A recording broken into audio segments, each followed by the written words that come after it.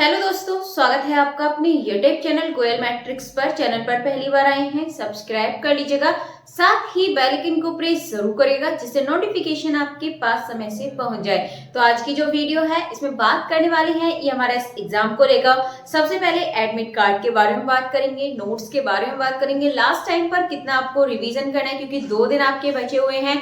इन 2 दिनों में आप क्या कितना अच्छे से कर सकते हैं एंड आपके कौन सी पेन आपको यूज करनी है, क्योंकि कमेंट्स में आपने पूछा था कि पेन यहाँ पर आपको कौन सी लेकर जानी है। तो देखिए यहाँ पर जो पूरी तरीके से क्लियर होगा वैसे तो एडमिट कार्ड आने के बाद होगा, लेकिन यहाँ पर जो पेन आपको लेकर जानी है वो आपको ब्लू और ब्लैक 2 पेन यहाँ पर लेकर जानी है। बाकी जैसे ही कल आपका एडमिट कार्ड आएगा पता चल जाएगा। और एडमिट कार्ड जो है आपका वो कल आने वाला है, क्योंकि जो एडमिट कार्ड आया था सिटी सेंटर वाला जो आया था उसमें साफ लिखा हुआ था कि 2 दिन पहले आपका एडमिट कार्ड आ जाएगा। तो 2 दिन पहले का मतलब है कि कल आपको एडमिट कार्ड यहाँ पर देखने के लिए मिल जाएगा। तो कल जैसे ही एडमिट कार्ड आ जाएगा तो आपके सारे जो डाउट है वो क्लियर हो जाएंगे।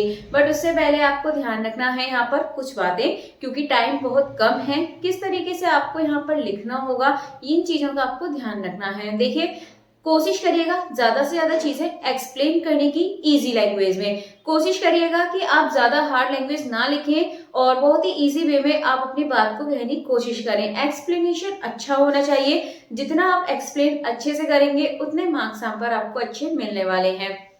तो ये हमारे इसके एग्जाम में ज्यादा टाइम नहीं है, इन कुछ बातों का आप ध्यान रख लेना। देखिए, जितना भी हो अब इस टाइम में आपको यहाँ पर प्रैक्टिस यहाँ पर करना है और कुछ भी कोशिश करना कि कुछ भी नया आप नहीं पढ़े, बस आपको ज्यादा से ज्यादा प्रैक्टिस करनी है। और इसके बाद दूसरी चीज ये है कि अपनी जो राइटिंग स्किल है उसको आप अच्छे से करें। ठीक है, जो डिस्क्रिप्टिव है उस पर आप ज्यादा फोकस करें, क्योंकि यहाँ पर आपका डिस्क्रिप्टिव ज्यादा नंबर का है, तो इसीलिए आप यहाँ पर डिस्क्रिप्टिव पर फोकस करें। प्रैक्टिस आपको करते रहनी है। मॉक यहाँ पर आप ऑब्जेक्टिव के लिए लगाकर देख सकते हैं। टाइम जरूरी है, यहाँ पर आप टाइम मैनेज करके चलना। ठीक है, टाइम को बैलेंस करना अपने क्वेश्चन के अकॉर्डिंग। जैसे कि आपको पता है 15 क्वेश्चंस आपसे पूछे जाएंगे ये हमारा इसमें डिस्क्रिप्टिव में। तो यहाँ पर डिस्क्रिप्टिव में जब आपसे 15 क्वेश्चंस पूछे जाएंगे तो यहाँ पर जो टाइम है उसको आपको मैनेज करना जरूरी होगा। देखिए, टीजीटी मैथ्स वाले मैंने पहले ही बताया था, जिनके मैथ्स से है वो आराम से कर लेंगे, क्योंकि यहाँ पर ये होता है कि कुछ क्वेश्चंस छोटे भी होते हैं, कुछ क्वेश्चंस बड़े भी होते हैं। लेकिन यदि आपका अदर सब्जेक्ट है तो पूरा फोकस करिएगा टाइम पर, और आपको ये भी देखना पड़ेगा कि आप एक लिमिट में ही सभी क्वेश्चंस को करेंगे। मैथ्स में ऐसी कोई लिमिट नहीं है, बस आपको यहाँ पर अच्छे से एक्सप्लेनेशन देना है। और एक चीज आपको ध्यान रखनी है, जो हिंदी में लिखना चाहते हैं वो पूरा वो हिंदी में ही लिखें। ठीक है, ये बात आपको ध्यान रखनी है। और जो इंग्लिश में चाहते हैं वो इंग्लिश में ही लिखें। आपको ऐसा नहीं करना कि हिंदी इंग्लिश आप मिक्स करके लिखें। देखिए, मैथ्स के लिए भी ये बात है, अगर आप इंग्लिश में लिख रहे हैं तो इंग्लिश में ही कोशिश करें पूरा लिखने की, और हिंदी में लिख रहे हैं तो हिंदी में ही आपको पूरी कोशिश करनी है लिखने की। यहाँ पर आपको मिक्स बिल्कुल भी नहीं करना है, इस बात का ध्यान देना। और जैसे आपका टियर 1 हुआ था उस लैंग्वेज से इसमें कोई मतलब नहीं है, ये मैं आपको पहले ही बता चुकी हूँ। उसमें यदि आपने हिंदी से किया था, इंग्लिश से किया था, जैसे भी किया था, उससे कोई मतलब नहीं है। ये आपको यहाँ पर ध्यान देना है कि यहाँ पर आपको बस इतना ध्यान रखना है कि अगर आप हिंदी में कर रहे हैं तो हिंदी में ही करना है, इंग्लिश में कर रहे हैं तो इंग्लिश में ही करना है। उन लैंग्वेज से कोई मतलब नहीं है, सिर्फ आपको अपनी तरफ देखना है कि आप हिंदी में ज्यादा सही लिख सकते हैं या फिर इंग्लिश में ज्यादा चीजों को एक्सप्लेन कर सकते हैं। ये आप अपने अकॉर्डिंग करिएगा। बाकी पेन मैंने बताया था आपको, ब्लू एंड ब्लैक पेन आपके पास होनी चाहिए। ठीक है, और ज्यादा से ज्यादा अपने लिखने की प्रैक्टिस जरूर कर लीजिएगा। नोट्स की बात करें तो ये सिर्फ और सिर्फ नोट्स टीजीटी मैथ्स के लिए हैं। टीजीटी मैथ्स लास्ट टाइम पे बहुत अच्छे से रिवीजन कर सकते हैं इनसे।